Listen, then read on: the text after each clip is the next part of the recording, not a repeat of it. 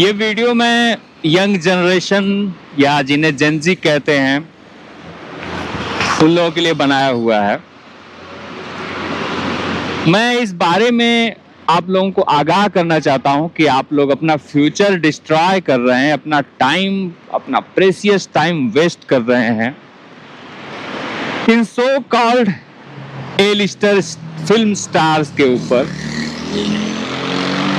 जो दो कौड़ी के हैं।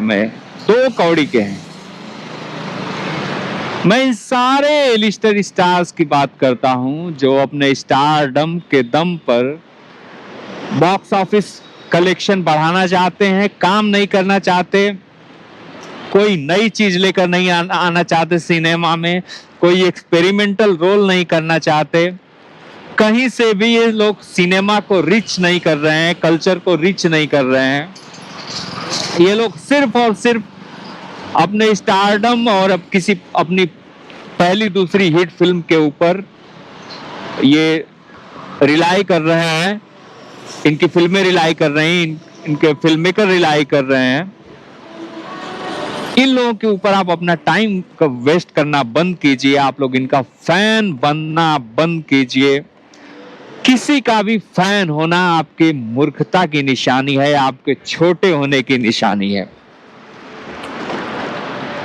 आपको भी नेचर ने पैदा किया है,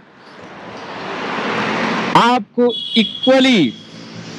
इक्वली ट्रीट करते हुए पैदा किया है। इस बात पे आप मत जाइए कि आप किसी बड़े आदमी के खानदान में पैदा नहीं हुए, किसी रिच माँ बाप के घर पे पैदा नहीं हुए।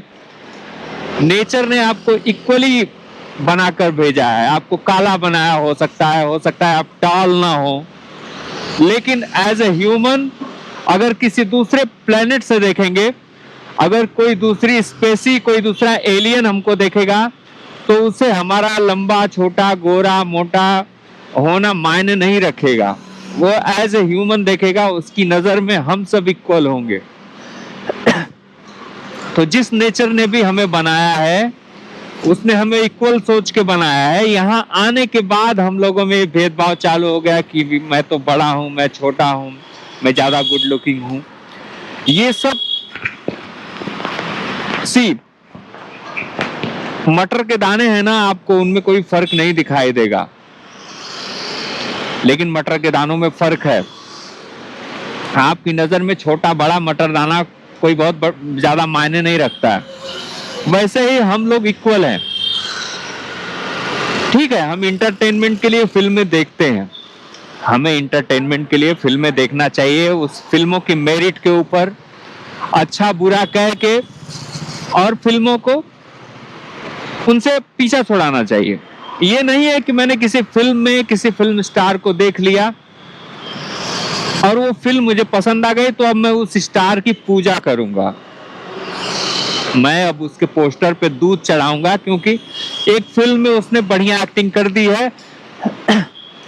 आप नहीं जानते, बढ़िया एक्टिंग हो जाती है, कोई करता नहीं है। जब सारी चीजें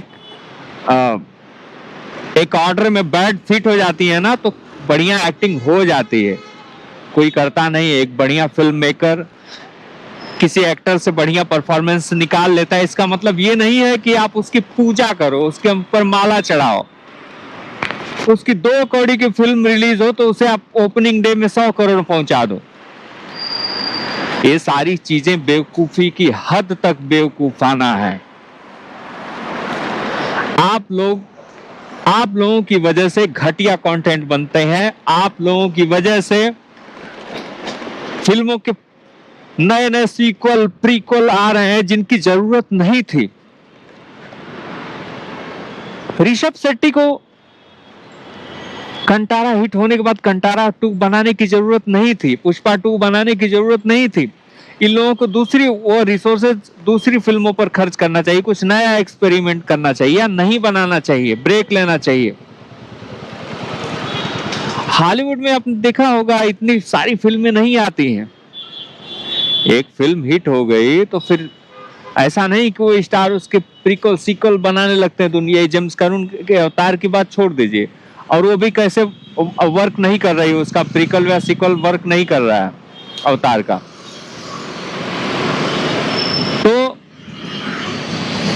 मतलब बेवजह के कचरा का अंबार लगने लगता है। मतलब अब आप सोचिए ना, कितनी फिल्में बन रही हैं जिनकी जरूरत नहीं है। आप हमेशा अच्छी फिल्म नहीं बना सकते। आप किसी फिल्म का सीक्वल बनाने जाए, जरूरी नहीं वो फिल्म सीक्वल जैसी बढ़िया बन जाए। कितनी फिल्मों के सीक्वल बढ़िया बने हैं, आप बता दीजिए। कितनी फिल्मों के रीमेक अच्छे बने हैं। अगर ये लोग किसी नई कहानी पे दाव लगाते, राइटर्स को पकड़ते, कोई नई कहानी पे फिल्म बनती, तो कितना हो सकता है उसमें से कोई फिल्में वर्क कर जाती। नहीं भी करती तो भी खलता नहीं कि चलो एक एक्सपेरिमेंट किया। तो इन सारी चीजों की वजह से मैं कह रहा हूं कि आप लोग फिल्म स्टारों की वर्शिप करना बंद कीजिए। एज ए इंडिविजुअल अपना मूल्य समझिए, अपनी वैल्यू समझिए। एज ए इंडिविजुअल आपकी वैल्यू है, आपका एक विचार है। आप एक फिल्म को देखते हैं, उस फिल्म के अच्छे बुरे होने पर अगर आप उस बुरी फिल्म को भी आप वर्क करने देते हैं, तो मतलब आप अपनी जो अनुभूति है उसके साथ खिलवाड़ कर रहे हैं।